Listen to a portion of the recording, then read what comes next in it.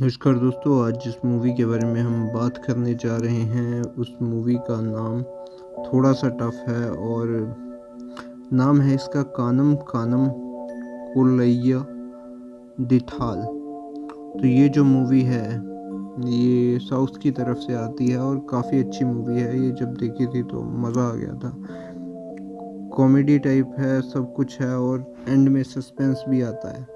तो चलिए शुरू करते हैं इसकी स्टोरी के साथ। सिद्धार्थ और कालीस्वरन दो यंग आईटी प्रोफेशनल्स हैं जो बाहर से तो एक लेविश लाइफस्टाइल जीते हैं, लेकिन असल में दोनों कॉन आर्टिस्ट हैं। उनकी गर्लफ्रेंड्स मीरा एक ब्यूटिशियन और श्रेया भी उनके साथ ही रहती हैं। सिद्धार्थ और काली ऑनलाइन शॉपिंग स्कैम्स के ज़रिए पैसा कमाते हैं। जो वो लोग फेक आइडेंटिटीज से जेन्युइन लैपटॉप्स खरीदते हैं, उनके अंदर के ओरिजिनल पार्ट्स को चीप डुप्लीकेट पार्ट्स से रिप्लेस करके लैपटॉप्स वापस रिटर्न कर देते हैं। बाद में जेन्युइन पार्ट्स को अलग से बेच देते हैं। एक बार उनका एक लैपटॉप जिसमें फेक पार्ट्स लगे होते हैं, प्रताप चक्रवर्ती एक डेप्यूटी कमिश्नर ऑफ पुलिस के पास चला जाता है और वो लैपटॉप ब्लास्ट हो जाता है। चक्रवर्ती उस परचेज को ट्रेस करता है और सिद्धार्थ कालीस तक पहुंच जाता है। जब दोनों समझ जाते हैं कि पुलिस उन पे शक कर रही है तो वो प्लान करते हैं कि अपनी ऑनलाइन बदल के अब कार स्टीलिंग का काम शुरू करेंगे। इसी बीच मीरा का बैग चोरी हो जाता है और सिद्धार्थ से शिकायत करती है कि उसका सारा हार्ड अर्नड पैसा चला गया। ये सुनकर सिद्धार्थ को गिल्ट फील होता है और डिसाइड करता है कि अब उन दोनों को सीधा हो जाना चाहिए। दोनों अपना सारा पैसा लेके अपनी गर्लफ्रेंड्स के साथ गोवा शिफ्ट हो जाते हैं नया लाइफस्टाइल शुरू करने। प्लान होता है कि एक रेस्टोरेंट, एक ब्यूटी पार्लर खोलने का, लेकिन गोवा में अचानक डीसीपी चक्रवर्ती वापस एंट्री मार लेता है पुलिस के साथ। सिद्धार्थ और कालिस पहले तो सोच लेते हैं कि पुलिस उन्हीं के पीछे आई है, लेकिन शौक तब लगता है कि चक्रवर्ती बताता है कि वो उन दो लड़कियों को ढूंढ रहा है जो उनके आने से थोड़ी देर पहले ही भाग गई थी। तभी सिद्धार्थ और कालिस को रियलाइज़ होता है कि मीरा और श्रेया भी कॉन आर्टिस्ट हैं और उन्होंने गर्लफ्रेंड बनकर सिर्फ उनका पैसा लूटने का ही प्लान बनाया था।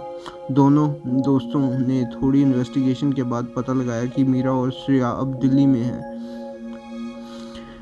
नए नाम और नए आइडेंटिटी के साथ, और वहाँ अपना अगला स्कैम प्लान कर रही हैं। जब सिद्धार्थ और कालिस उनसे मिलते हैं तो लड़कियां हैरान रह जाती हैं कि ये दोनों वहाँ तक पहुँच गए। वो पैसा वापस कर देती हैं और कहती हैं कि अब निकल जाओ।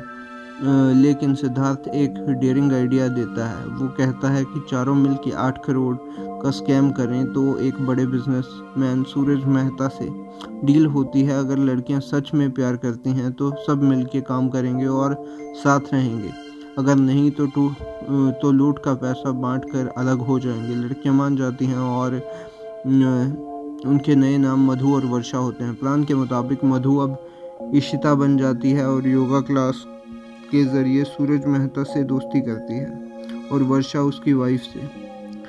सिद्धार्थ और कालिस किसी तरह से उनके घर में घुसने का जुगाड़ कर लेते हैं। प्लान के दौरान सिद्धार्थ को पता चलता है कि सूरज मेहता कोई नॉर्मल बिजनेसमैन नहीं बल्कि एक ड्रग लॉर्ड है।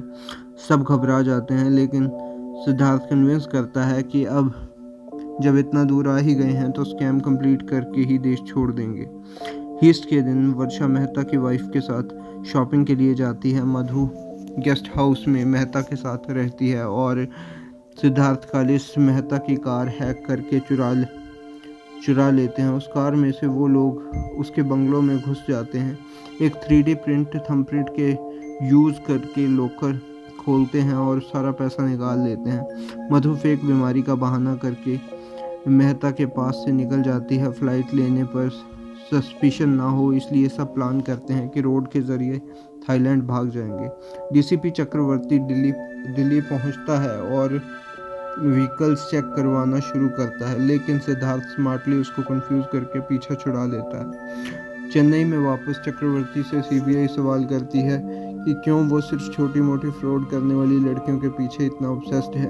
चक्रवर्ती कुछ नहीं बोलता, लेकिन एक फ्लैशबैक में रिवील होता है कि कभी पहले मधु ने उसके साथ भी कॉन किया था। इसी वजह से उसके मन में पर्सनल रिवेंज का एंगल है। स्टोरी के एंड में चारों लोग थाईलैंड की तरफ जाते हुए कैंप कर रहे होते हैं और ये हिंट मिलता है कि शायद अभी भी वो एक दूसरे से पूरी तरह से ऑनेस्ट नहीं है। तो दोस्तों ये जो मूवी थी ये काफ़ी अच्छी लगी थी, मतलब टाइम पास है बट स्टोरी वाइज ज़बरदस्त है दोस्तों, आपको देखनी चाहिए। ये था मेरा रिव्यू, मैं मिलता हूँ आपको किसी और मूवी के रिव्यू के साथ, तब तक के लिए bye bye, take care, have a great time.